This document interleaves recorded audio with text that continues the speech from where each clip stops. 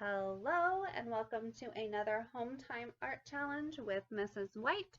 This is a step-by-step watercolor painting of flowers demoed just for you. So this was actually a request by a student. If you did not know that Mrs. White took requests, now you do. So if there is anything that you are like, I really want to learn how to do this, and we're not in our art studio, so I can't just sit down next to you and show you how, email me and I'll be happy to make a demo during this distance learning thing. It gives me something fun to do and I love seeing you guys improve as artists. So without further ado, I have sped this up. This project actually took me almost an hour. So keep that in mind. Don't rush yourself. If you want to paint along with us, please pause it when you see these big blue screens, okay? And that'll help you catch up, finish until you're ready for that next step, okay? Good tip.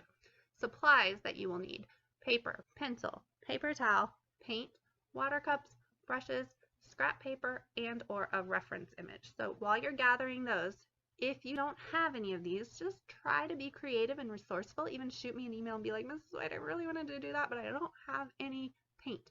I have some different ideas for you. You can use things like food dye. You can even use sprinkles. I can tell you how to do that. Juices. Get creative.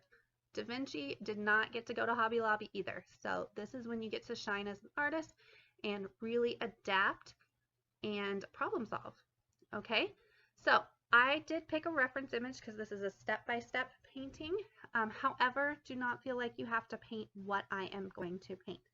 If you just want to learn some more watercolor tricks, this video is for you as well. I will attach the reference image to my website though. If you would like to download it and print it, if you have printing capabilities, it will be there for you. Otherwise, you can pause this video and just try to draw it. It's easy circle with little triangle petals. But if you're able to print it, I am going to show you a super cool new trick about how to transfer that image. So here you're just seeing my supplies. I know we don't use paper towels in the art studio. That's because we go through them too fast. We use sponges instead to clean our brushes, but paper towels for watercolor really are more ideal. All right, so here's my transfer trick. This is a really fun hack for those of you who maybe just want to focus on your painting skills and not your drawing skills. So at Hobby Lobby, they have this thing called transfer paper. You can buy it. It's not expensive. I even have it in the art studio. If you ever need it, ask me. I'll get it down for you. But you can also make your own transfer paper relatively easy. You're going to take a pencil on the side, like you can see I'm holding it. I'm very lightly shading and just kind of building that up darker and darker. If I push too hard and try to rush it, I'm not going to get a full coverage of that graphite on the back of my image. And if I don't have good coverage, it's not going to make a good sketch for me. Okay, so just nice and slow. Keep in mind, I have sped this video up, so it took me more than 30 seconds to do this. Just think of it as a nice meditative practice, and it's really good for you to also learn control of your pencil for drawing. So once you've covered the back of it, you place that image on your paper the best you can. If you don't have fancy watercolor paper, don't worry. Copy paper works too. The thicker the better, so if you do have some cardstock, why don't you try to use that as long as it doesn't have anything shiny coverage on there. Then you're pressing very lightly, tracing over the images that you need. Very, very lightly, especially if you do have watercolor paper, because watercolor paper is thicker and you could scratch it. You don't want those ugly scratches in your beautiful painting. So really lightly, and then you can always go back over any lines that weren't dark enough, just as I did. Okay, now you're ready to start mixing your paint. So the younger kiddos have heard me sing my silly wake up paint song, but basically all we're doing with these plain old Crayola watercolors is dribbling some water in those pans to wake them up. That's just going to let that water start soaking so that when you're ready to use them, they're ready to paint for you. So waking those up, then I looked at my reference image. You can change the colors of this even if you're painting along with me. Whatever color flower you want, you go ahead and paint. But I went ahead with purple and I added some red. I did add just a tiny bit of blue to brighten it up and kind of get that really bright purple color that you saw in that image. Once I have the color that I like, I'm going to use clean water to paint the petals before adding the paint to the petals. You're like, what? Why are you doing that? You will see this is called wet on wet, and what it does is it gets that paper ready to accept the paint in a very smooth, fluid way. Watercolors that's the look that we're going for, right? Otherwise, you might lose some control and you might have one part of the petal look darker, and you can tell when you've made those mistakes. Rather than adding the water, then adding the paint to the water, it'll be nice and smooth and give you a nice light look. So that's what I'm doing here. Again, remember this is sped up, so don't forget to press pause when you need to. Now your next step is going to be to lift some paint off of the center of those petals, and that's to show the light, where the light is reflecting off of those petals. We want those highlights, okay? So lifting is kind of like erasing with watercolors, and what you do there is you take some clean water. That's why you have the 2 cups, right? The clean water, add a little bit to that to kind of wake it back up, and then you press your paper towel carefully to lift some of that paint. This actually even works for dry paint if you have a mistake later that you're going to try to erase. All right, then you're going to repeat those same steps for all the flowers. Remember that the other 2 flowers for this particular reference photo are further in the background.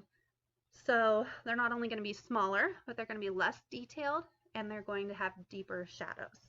Okay, so when I'm lifting that, adding those highlights, I'm adding a little bit less highlights to my second flower, and even less to my third flower. Once you have that, then you can go back and kind of just smooth it out a little bit. If you look at that reference photo you saw, you could kind of see those, I don't know, veins in the flowers. So that's what I'm doing here, is so you don't see my thumbprint so much. I'm kind of smoothing those transitions, pulling that paint inward in more of a flower look, as you can see from that reference photo.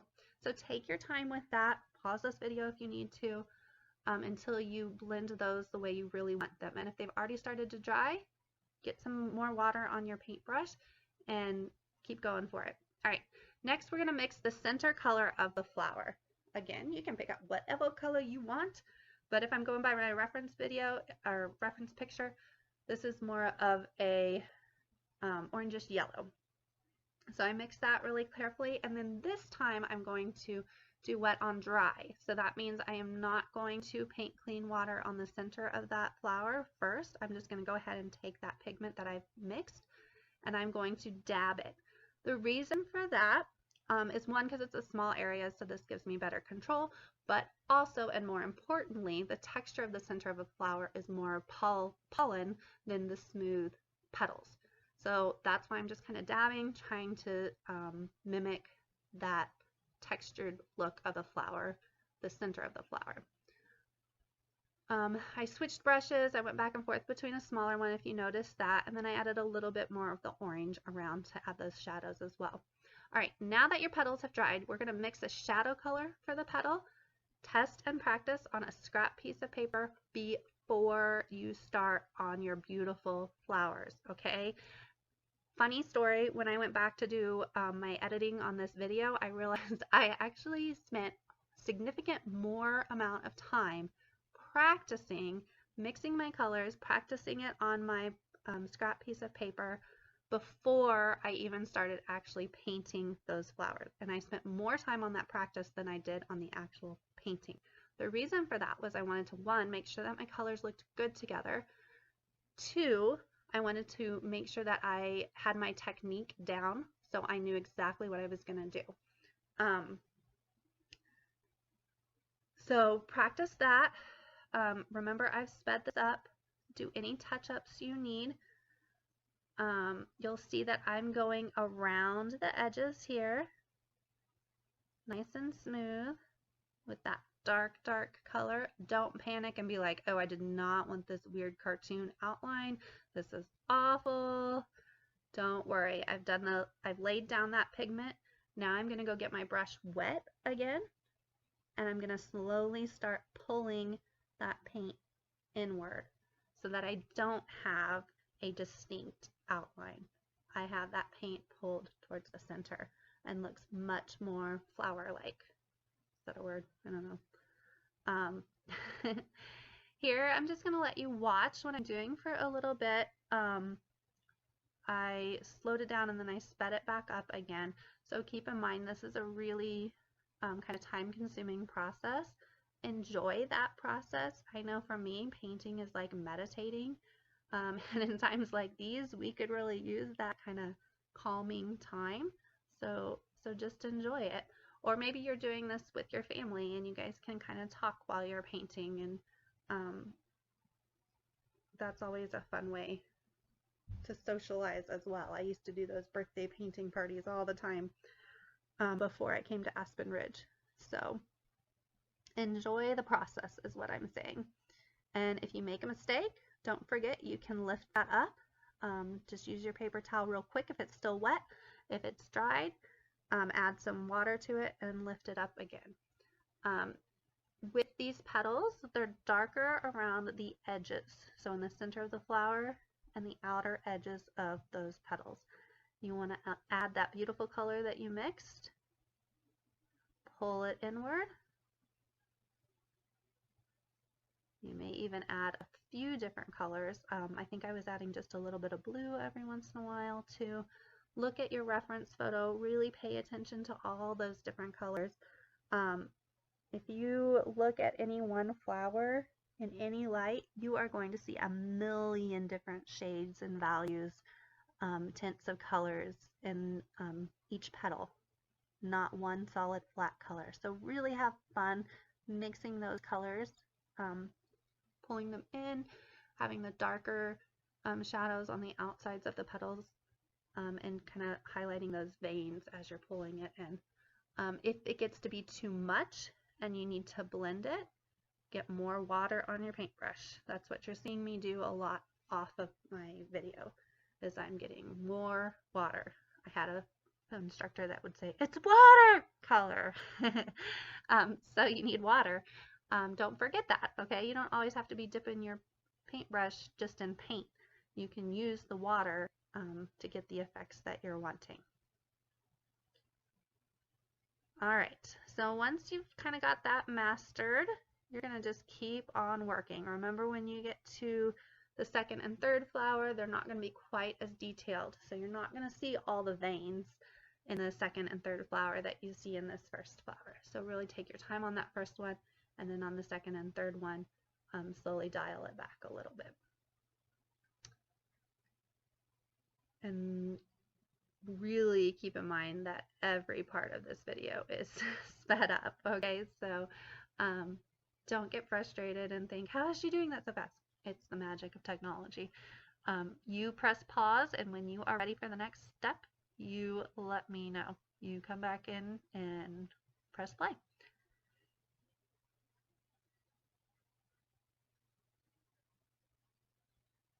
It's kind of fun to just watch it though, huh? I love how watercolors just blend almost like magic, right? You can drop a little bit of pigment or color paint into some of that really wet paper, and it just makes such a beautiful effect.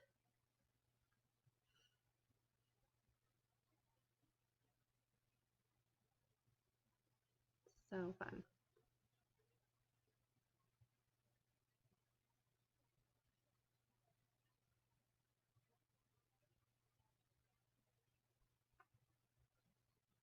A little bit of blue. You can tell I used more blue there, and I was like, oh, that's too blue. Let me get some of that purple. Don't be afraid to keep that paper towel handy and lift anything before you think it's a mistake, right? The best artists are the ones that have made the most mistakes and learned how to fix them. Oh, so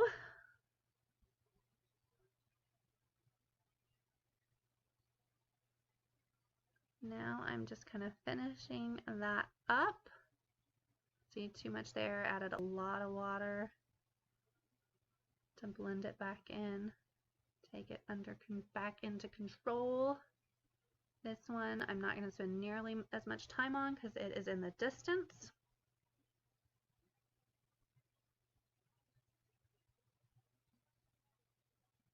So we don't see all of those details. That's a trick to give your painting some more depth. It's not me being lazy, promise. All right, now I'm going back in and I'm adding the pollen shadows, I guess is what you would call it.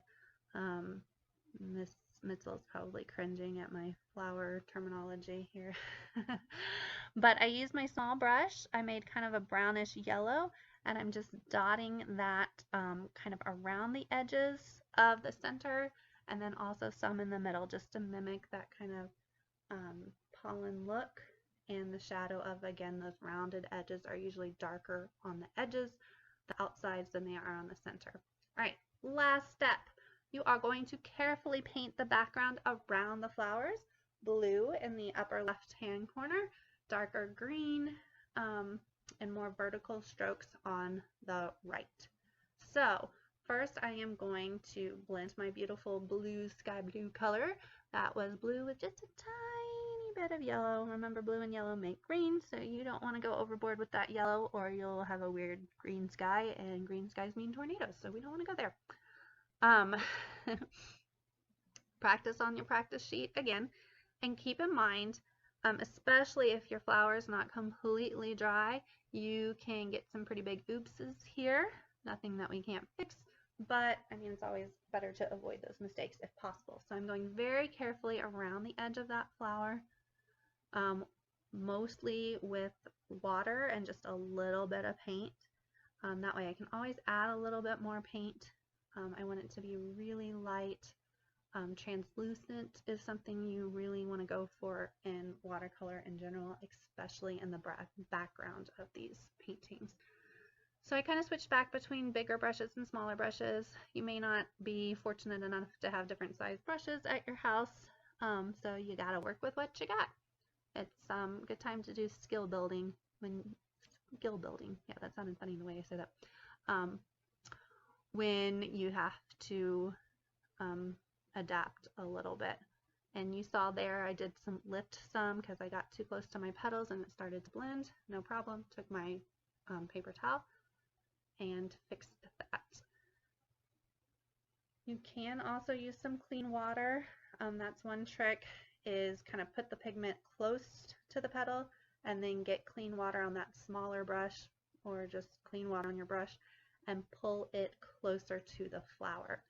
That's how you can kind of be a little bit more safe. Put the color down close to the petal but not all the way to it, then clean your brush where it's just water and blend it closer into the petal. Alright, now I'm going to go for that green.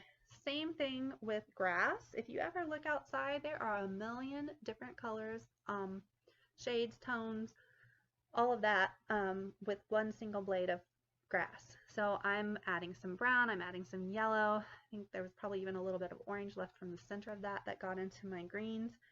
I'm going to celebrate all those different colors here. Same technique.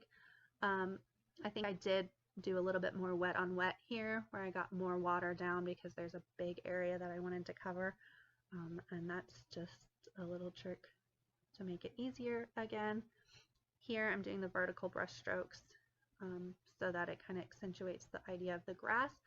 The grass is in the distance, so same thing. You're not going to see every single vein in those blades of grass. You just kind of want to hint that they're there. Does that make sense?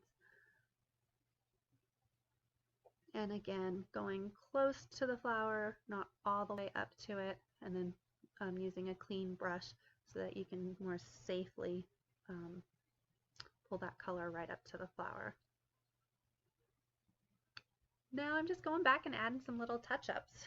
So take your time with that. Honestly, if I went back and looked at my painting again, I'd probably be like, let me get out those watercolors and fix a few things. That's what great artists do, is they take some time away from their work, go back and revise it. We do the glows and grows. You can do that with your family at home. Same thing. I hope you